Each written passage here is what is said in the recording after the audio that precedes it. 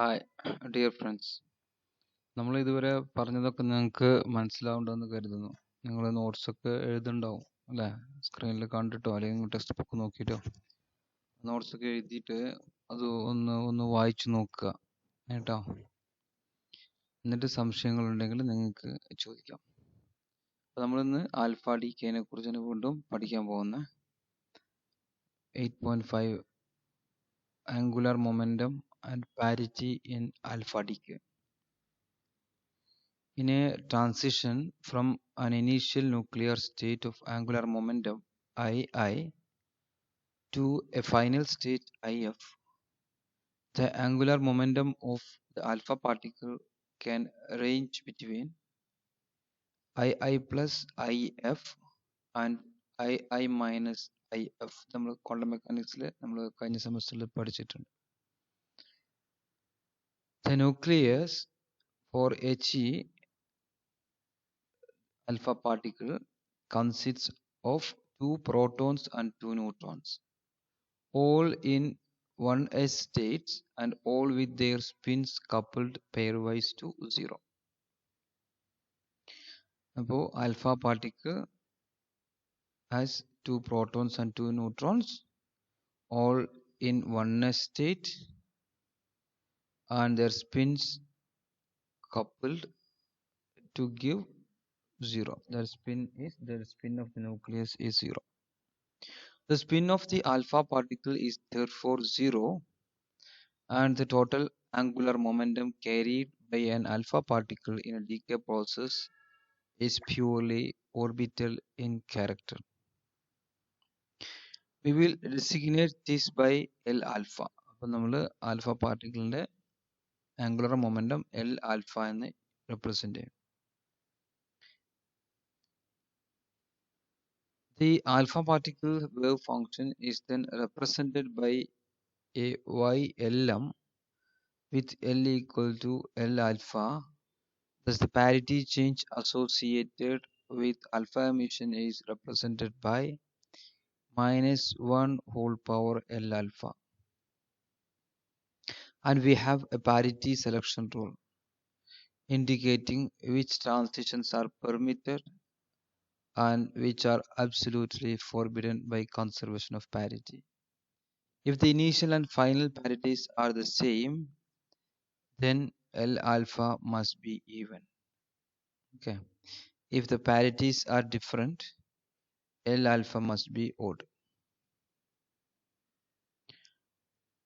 One very significant feature of alpha decay, a given initial state can populate many different final states in the daughter nucleus. This property is sometimes known as the fine structure of alpha decay. അപ്പോൾ എന്താണ് fine structure of alpha decay എന്ന് പറഞ്ഞു കഴിഞ്ഞാൽ a given initial state can populate many different final states in the daughter nucleus.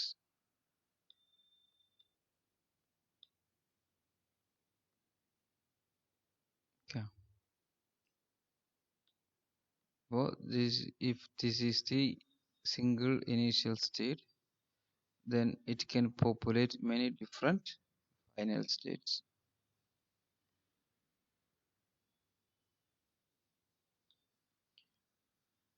This figure, okay, 8.7. You can see that. This figure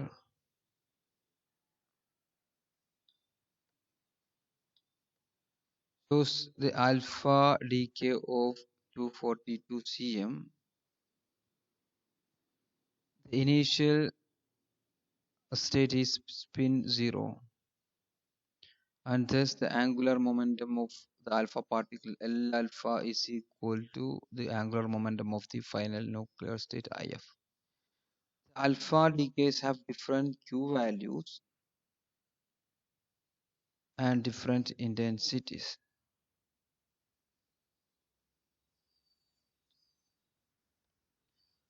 Consider, for example, 0 plus, 2 plus, 4 plus, 6 plus, and 8 plus. This is high power parity. Okay.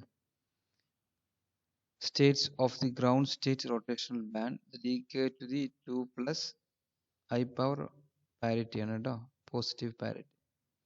Angular momentum. 2 angular momentum plus parity. State has less intensity than the decay to the ground state for two reasons. Centrifugal potential raises the barrier by about 0.5 MeV and the excitation energy lowers Q by 0.044 MeV. The decay intensity continues to decrease for the same reasons as we go up the band to the 8 plus state.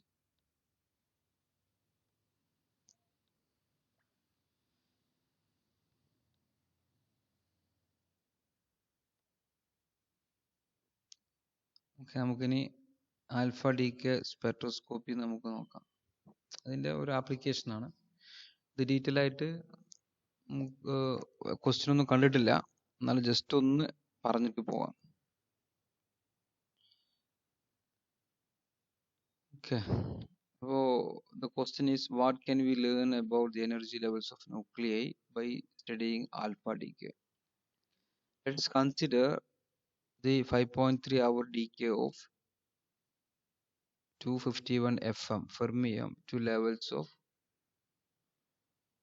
247 CF.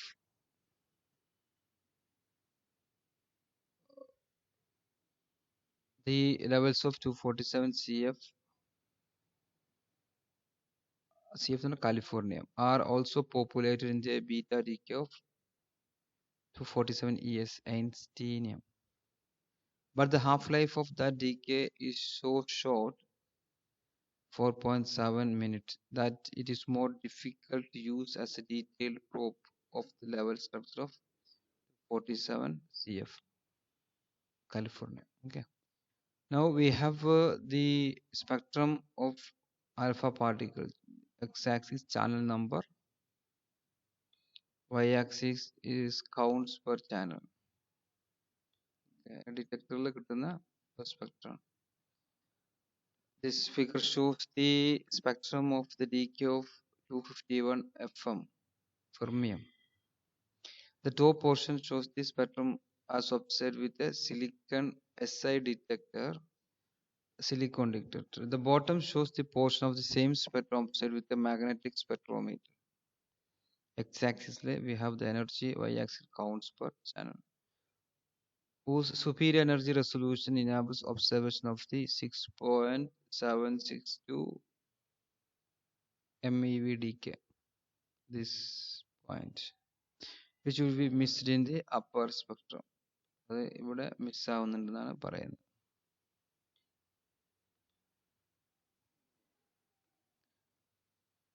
This figure shows the energy spectrum of alpha decays from the decay of 251 FM fermium. എത്ര 1 2 3 4 5 6 7. Okay, there are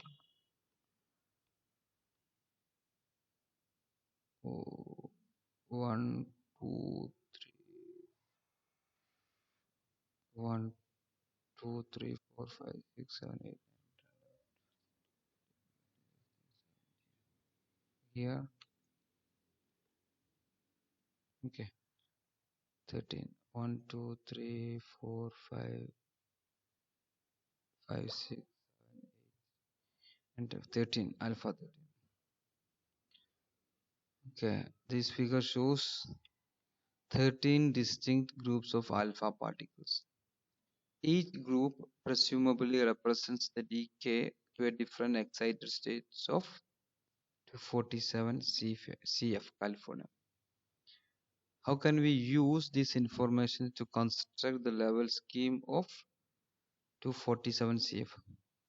Okay, then from the spectrum, we find the energy and intensity of each alpha group.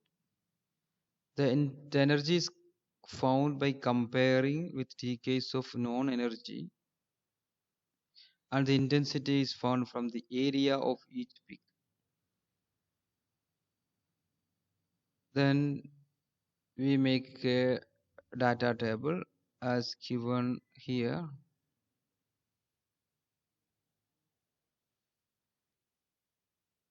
Then alpha to 13, energy, decay energy, excited state energy, then intensity. The strongest peaks have the smallest relative uncertainties. To find the decay energies, we use the equation 8.7.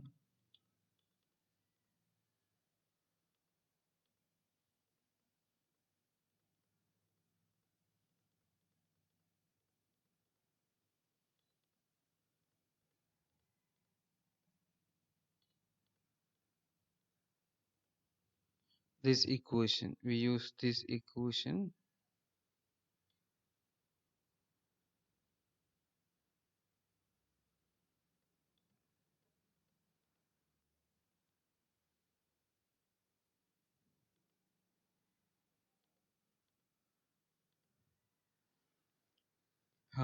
Since the alpha energies are only kinetic energies, and these are shown in this table, this alpha energy, decay energy.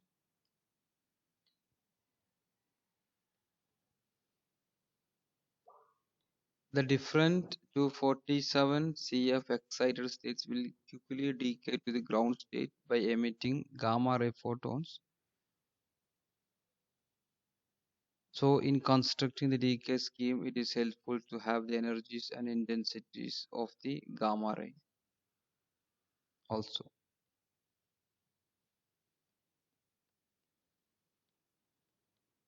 Now we assume that the highest energy alpha decay populates the ground state of 247 CF in an even nucleus, because 0 plus gives 0 plus alpha decays are very strong and not inhibited by any differences between the wave functions of the initial and final nuclear states. In an odd A nucleus, the initial and final ground states may have very different characters, so that the decay to the ground state may be very weak or even vanishing.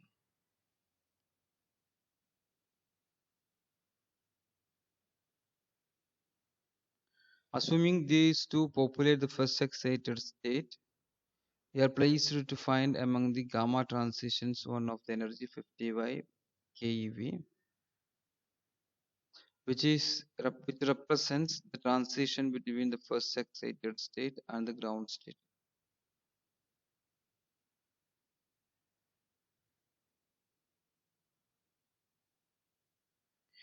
The alpha the alpha decay populates a state at 123 plus or minus 3 keV above the ground state. We find among the gamma rays as one of energy 122.1 keV, which corresponds to a transition from the second excited state to the ground state. We also find the transition of energy 67.1 keV, which results from the transitions between the second and first excited state.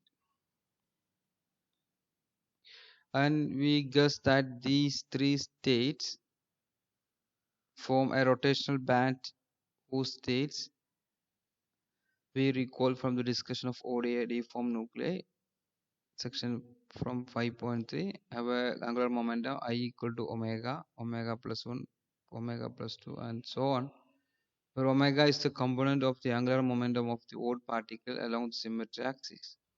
The energy differences between the excited state and the ground state should then be delta E21, which gives S cross square by 2I 2 of omega plus 1. And this term is for the energy of rotational states. And similarly, the differences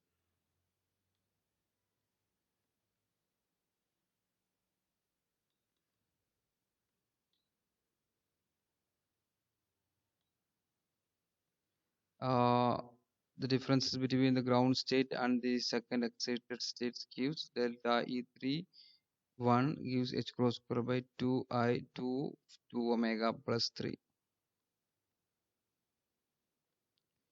And by substituting these values, we will get delta E41. That means we can predict the energy of the 13 by 2 state as 201.6 keV, and for the state 15 by 2 state as delta E51 as equal to 293.3 keV. Okay, ഈ portion നിങ്ങളൊന്ന് നല്ലോണം വായിച്ച് നോക്കുക. ഇത് എക്സാമിന് ചോദിച്ചതായിട്ട് കണ്ടിട്ടില്ല. അത് നിങ്ങളൊന്ന് വായിച്ച് ഒന്ന് മനസ്സിലാക്കുക. എന്തെങ്കിലും നിങ്ങൾക്ക് മനസ്സിലാകാത്ത പോർഷൻ ഭാഗങ്ങളുണ്ടെങ്കിൽ നിങ്ങൾക്ക് എന്നെ കോൺടാക്ട് ചെയ്യാം, നമുക്ക് ഡിസ്കസ് ചെയ്യാം, ഇനിയും ഡിസ്കസ് ചെയ്യാം കേട്ടോ.